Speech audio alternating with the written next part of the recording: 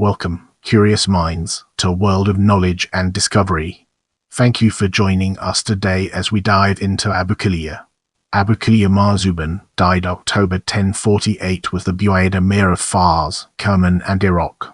He was the eldest son of Sultan al-Dawla.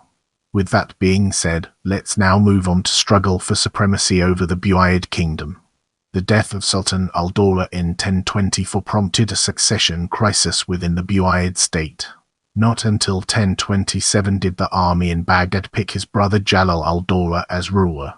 In the meantime, Abu Kalijar had built up his power in Fars, although the first several years of his reign were marked by the oversight of his tutor, a eunuch named Sandal, and entered into a conflict with the Buyid ruler of Kerman, al-Dawla. The latter's death in 1028 allowed Abu Kalijar to occupy the province. In 1030, Jalal al-Dawla sent a fleet of 1,300 ships under his vizier Abu Ali Hassan to capture Basra from Abu Kalijar, but the expedition was a disaster and ended in a complete defeat. Abu Ali Hassan was then taken prisoner, but was soon released. Abu Kalijar shortly sent an army under his vizier Bahram ibn Mufina, who managed to conquer Khuzestan. Abu Kalijar then made Ufas his capital. In 1033 the Ghaznavids invaded Kerman, with the object of overrunning the Buyid states. However, the financial obligations imposed on the people of Kerman convinced them that Buyid rule would be preferable. In the following year, Bahram ibn Mufina expelled the Ghaznavids from the province.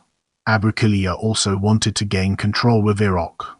Around 1037 his army marched on Baghdad. Although he did not take the city, Jalal al-Dawla recognized him as senior amir. Abu Kalijar subsequently used the title Shahanshah on his coins. However, the emir of Mosul, along with the Arab tribe of the Sassanids, supported Jalal al-Dawla, and the two Buyids were forced to come to a compromise. Both rulers used the same titles and were genuinely independent of each other. Iraq therefore stayed out of Abu Kalijar's control, though he managed to make his son the governor of Basra. Bahram ibn Mufina died, and was succeeded by Dul Sazdot as the vizier of Abu Kalijar. Jalal al-Dawla's death in 1044 gave Abu Kalijar possession of Iraq.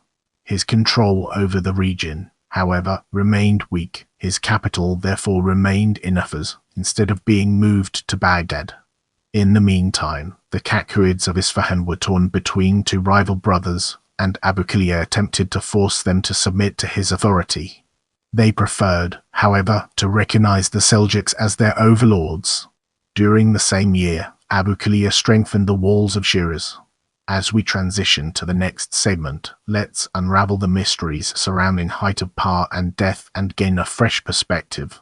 Abu Kalijar continued to cement his authority by traveling to Baghdad, where he received the title of senior amir as well as the title Muhi al-Din. Several minor rulers of Mesopotamia recognized his authority, and even the Kakurids declared their allegiance.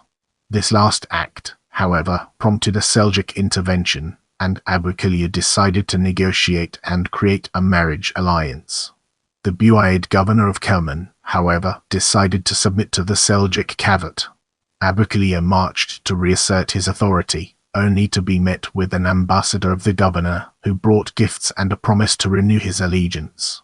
Shortly afterwards, Abu Kalijar died at the age of 38. He was succeeded by his son al-Malik al-Rahim, but the Buyids suffered a succession struggle soon after his death, and Kerman entered into the Seljuk orbit. Don't forget to check out my other videos for more valuable content.